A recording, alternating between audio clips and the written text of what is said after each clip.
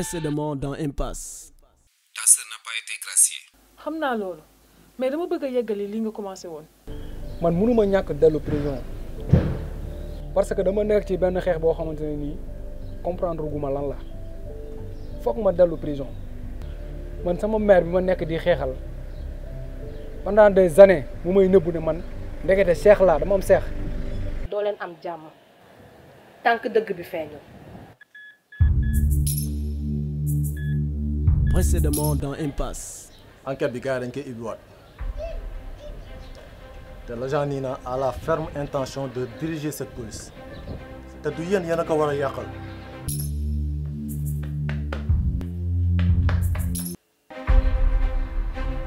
il paraît que man ngay seet.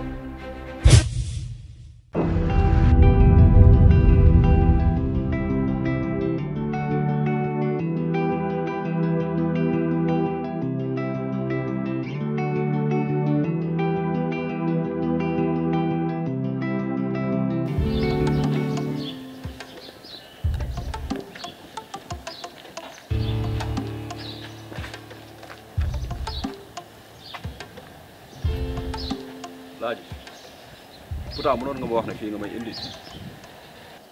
xamee nga fi ah. bien sûr c'est quoi le but. fii la agent Ndiaye encaissé woon brigu capot bi. je dama bëgg li may sentir sama bopp diisaay bi nga sentir ko sa bopp xaw ma ndax yaa ngi dégg fi may waxee. Laaji je peux savoir à quoi tu joues. Copain, c'est ici que j'ai perdu l'équilibre de ma vie. Ma famille me reproche mon manque de responsabilité. Toi, tu me parles de loyauté. Moi, je crois en l'amitié. Je ne suis pas un traître. Mais deug mënul am ñaari couleur. Deug benn couleur la mëna am. Je suis prêt à mourir pour toi, pour la vérité. Mais parewuma pour dee pour yow ci ay fen. man li ma bëgg xam mooy yow Laaji ban moment nga changé ana Laaji bu njëkk boo xam ne il était prêt à se sacrifier pour ses amis Laaji bi nga xam ne on peut compter sur lui. Je pense que tu n'as pas compris. Moi-même, je n'ai pas changé. J'ai juste grandi. Ok. li ma bëgg nga xam ko nag li xewoon fii yëpp man mosuma ko fàtte waaye man tout le temps damay toog di xalaat policier bi je ne suis pas insensible damay xalaat policier bi di xalaat jabaram ay doomam sa famille. Sans vouloir s'affecter. Boy, tu connais rien du tout au sens du mot famille. Franchement, maa ngi jégalu.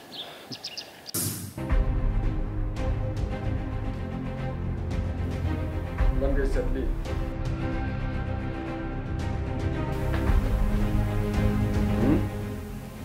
daloo ma jël boo demee nga expliquer leen nan laa génnee. Saul, ne sois pas idiot. yow xam nga ne da nga war a dellu. yow yaa idiot da nga yaakaar ne man ak yow bu ñu delloowee boo eggee gars yi dañ lay tàcc bu ñu delloo man ak yow ñooy bokk même cellule te et puis yow nga xamul yow ñi ngay dimbale xamoo leen quoi yóbbu ma benn yoon wala nga may ma sama jàmm. Saul, bu doon man keneen dina la teg loxo yow xam nga ne sunu police bi dañoo xarañ mënoo leen rëcc. la prochaine fois sa loxo nga teg ko ci baatu Aïda su ma la fekkee ngay nelaw dama lay bàyyi nelaw yu continuer dootoo yeewu.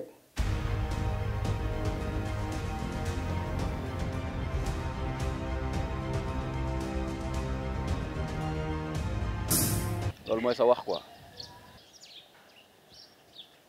mais Laaji yow est-ce que tu t'es une seule fois posé la question à savoir man sama famille fan la nekk mosoo ko lijjanti booy moo tax a wax moo dugal si ay détails quoi xam nga lan la man je me casse. Boy, xaar j'ai une dernière faveur à te demander mu bëgg ñu dem kër agent bi dem jaale ci soxnaam. mais booy yow est-ce que xam nga yow am nga place faat yow booy da nga dof de. Julio t'as toujours pas compris quoi yow man loolu rek ainsi moom mën a libérer sinon ce sera difficile pour moi d'aller à la soirée. d'accord léegi supposons quoi ñu demoon gaale soxna si lan lañ koy wax salaamaaleykum soxna si ñun ñoo rey sa jëkkër quoi mais tey ñu ngi lay jaale loolu nga bëgg booy yow est-ce que ça va booy est-ce que nekk nga gis non man maa ko def sax di taxaw di wax ak yow. kii li ma tax mu compliqué. bëgg a garaawul lu garaawul Jules quel con.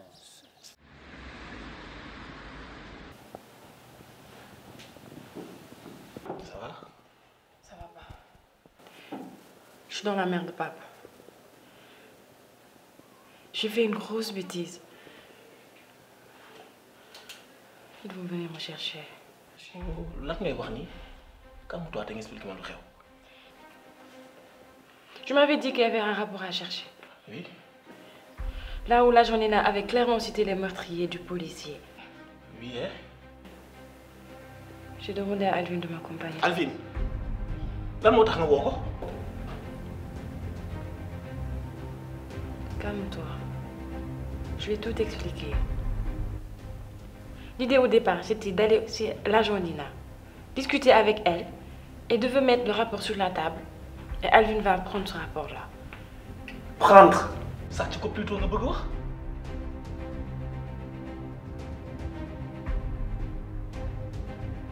Dëgg da nga am problème. Teg si dëgër fit. Comment oses-tu te rendre chez un policier? Un policier. Pape, tu parles comme si j'avais le choix. J'avais pas le choix. Et puis, il y a un def ko. Tout a changé au départ. L'agent Nina n'était même pas là-bas. On est entrés comme des voleurs. Et puis, il y avait un gars qui nous a poursuivis. J'ai pris la fuite.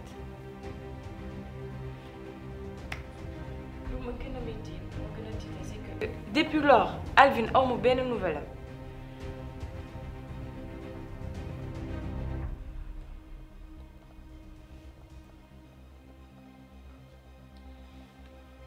Est-ce que xalaat nga caméra de surveillance yi? Est-ce que xalaat nga ne que mën nañ la fa rey? Ni nga agiré nii noonu la ñu war a doxalee pour am lu ñu bëgg. C'est bête ce que tu as fait. Et papa dans tout cela, il est au courant. Grillade bu ñu ko yëg. Astou, reste tranquille maintenant, dégg nga. Jaratul ngay def dara. Je préfère crever en prison que gis la si yaay loxo yoon. Foo jëm. Defal li ma la wax.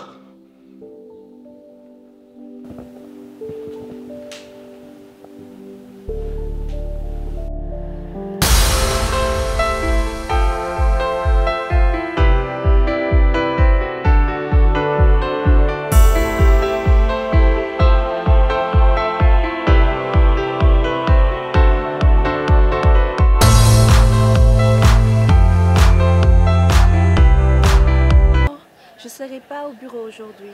En fait, je veux empêcher une connaissance d'aller en prison. Il veut retourner en prison et je veux l'empêcher de retourner en prison. Je crois que c'est un geste noble. Je t'appelle plus tard. À ton réveil. Bisous.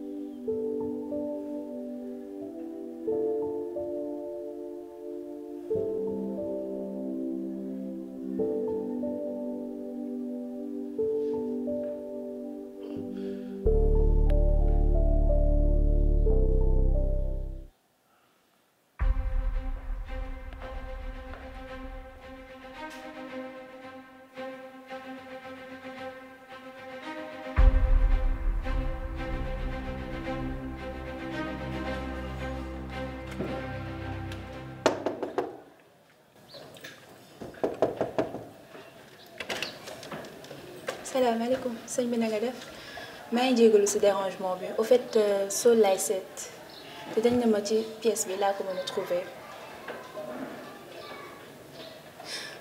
excuse présenté wu ma sax man la aji laa tudd.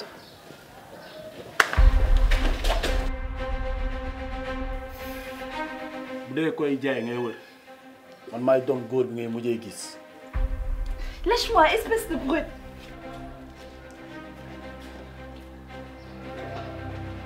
Nel Aïda maa ngi solo na ci air.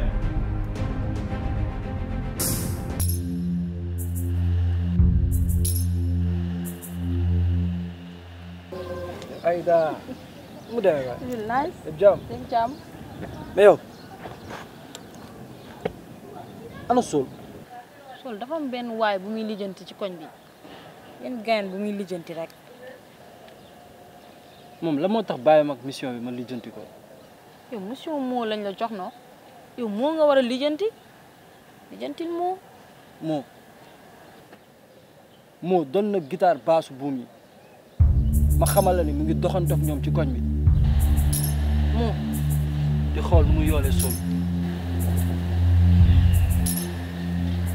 booy boobu dafa mës a bëgg jël place Sol te xam nga benn affaire booy boobu ñun ñëpp la nar a suuxal ñun ñëpp ci suuf lañ jëm. du def tous am naa lu ma am pour yow sax. walla da nga xam kii gaan bi. xaw ma ko de. Jules la tudd. moo doon dawal Vicky mooy gel bopp bi rappeuse bi. ah ok Vicky. yeah. Vicky. jën bu mag la maanaam jackpot moom laay wër ci town bi. pour lan. kii dañoo am ay comptes ñu war a régler man ak moom. su ma ko gisee xaalis bi bëri dina sotteeku ci kaw taaw bi. nga waaj boo ko bëggee gis nga soirée silencio bi ah. doxantu fa ngoon tey. te li ngay wax leer na la. non doxantul foofu di nga ko gis. te gis nga xaalis boobu ngay wax sama 50% na taxaw. falaayam nag. yow doo changé quoi. non dama change. baax na dañu déggante waat. ok ciao.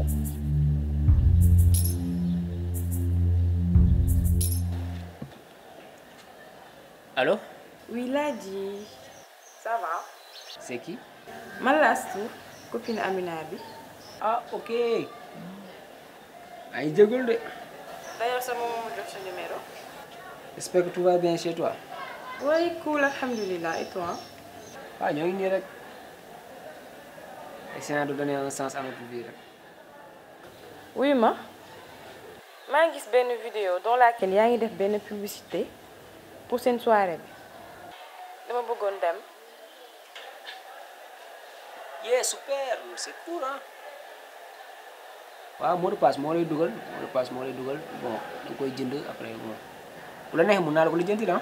Merci, c'est gentil. Je préfère acheter le mot de passe. Mais nag ma bëggoon nga jël si ma ñu ànd man ak yow. ah loolu dina xaw a compliqué de. waaw parce que j'ai promis à Amina d'aller la prendre quoi xam nga rek mooy loolu. ah te. kon garaawul dinaa dem man kese alors. moom waxuloo ko. non man ak Amina on se dit pas tout tu sais. garaawul nañ gisante ci soirée bi. bye. ok merci d'avoir appelé.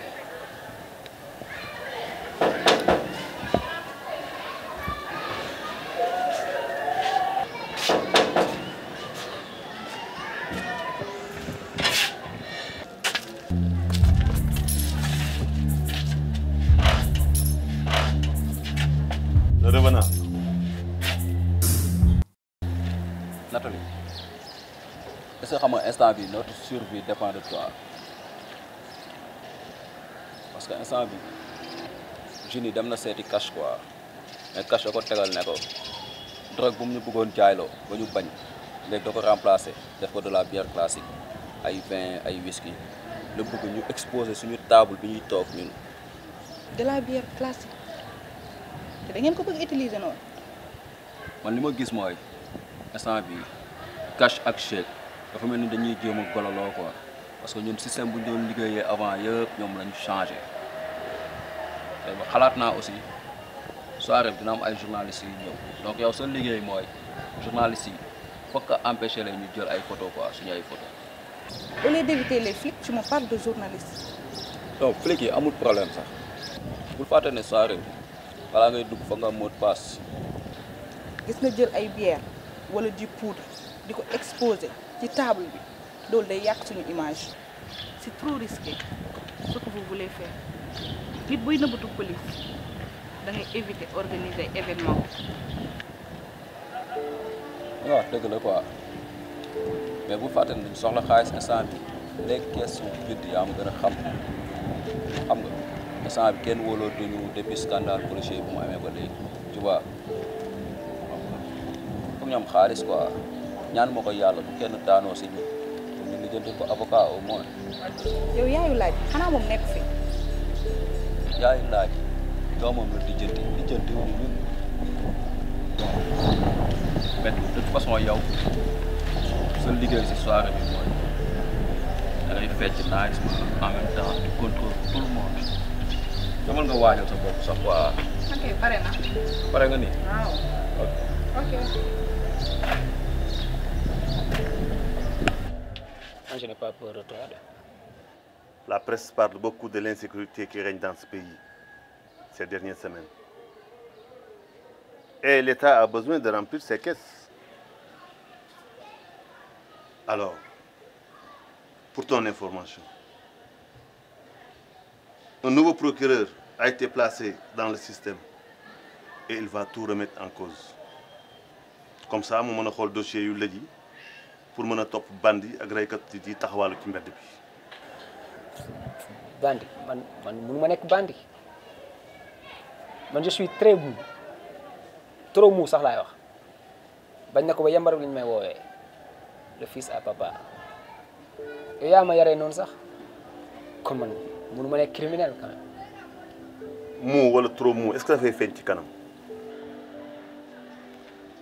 gis nga xaritu criminel la rek buy tambaambaalu ils vont t'écraser comme un insecte tout juste pour faire des chiffres tu n'as rien compris fiston man mënuma la tere nga dem boîte mais ak problème yi am ci dëkk bi ak jafe-jafe yi après soirée bi fan la war a mën a fekk.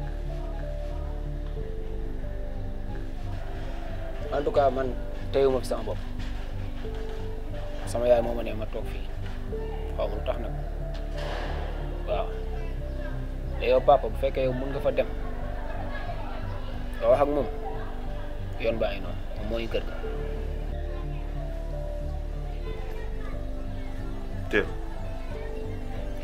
teel passeport bi.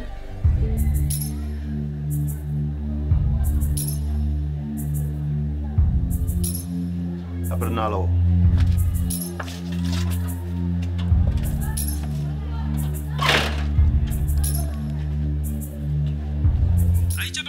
Les amis, on est toujours sur la 93.0 Afia FM, donc radio wa Sénégal, wa aduna bi yëpp.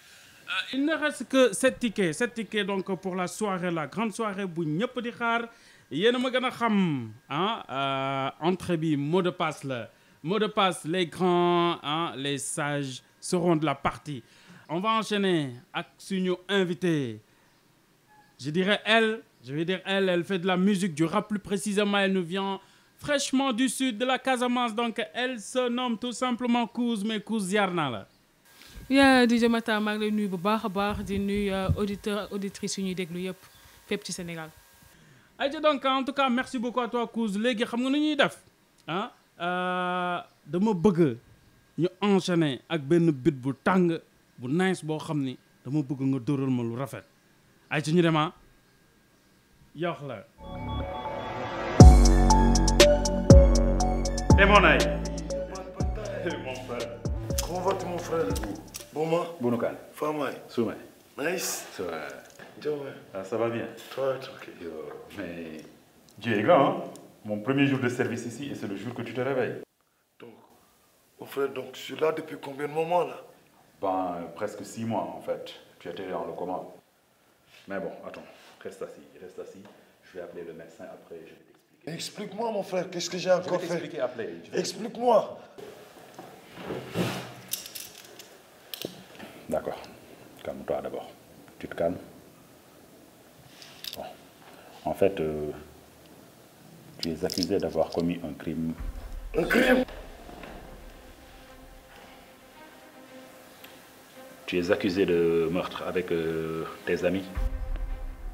Vous êtes accusé d'avoir tué un policier en service. Un meurtre? Non mon frère, non. Non, j'ai pas fait ça mon frère. Calme-toi, ok. Ah non. Ok, calme-toi. Non, j'ai pas fait ça mon frère, comment? En fait, sur ton dossier, il est inscrit que tu essayais de fuir la police quand tu as eu ton accident.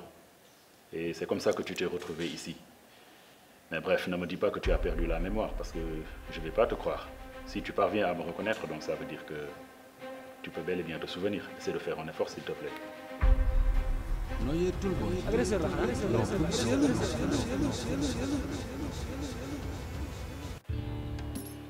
Capo, Vicky et Pape Camara arrêtés pour meurtre.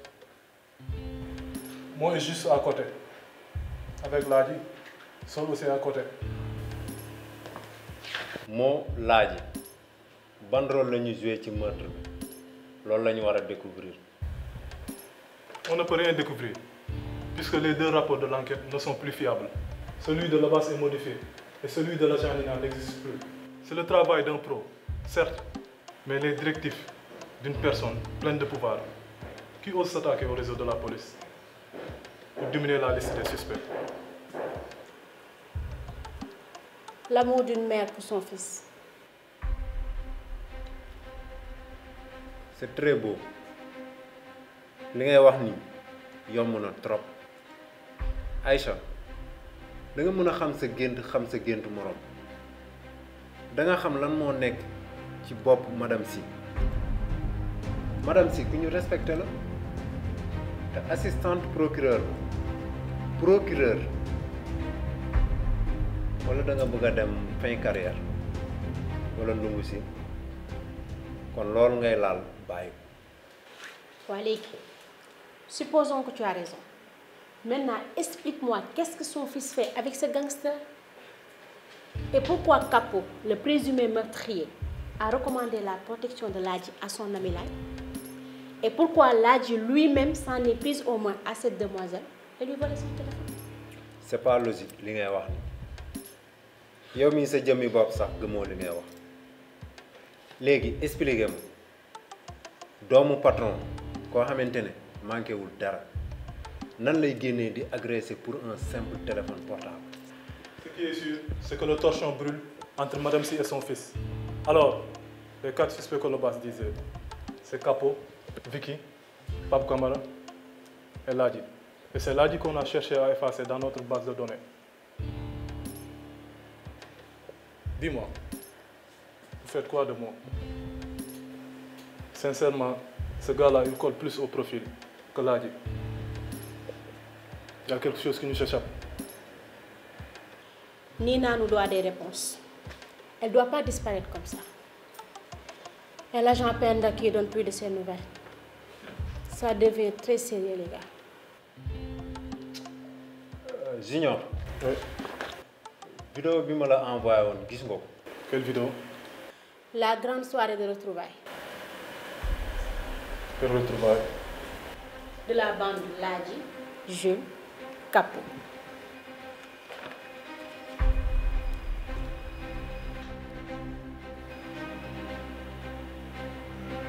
Avec autorisation ou sans autorisation, on va coffrer ces guignols.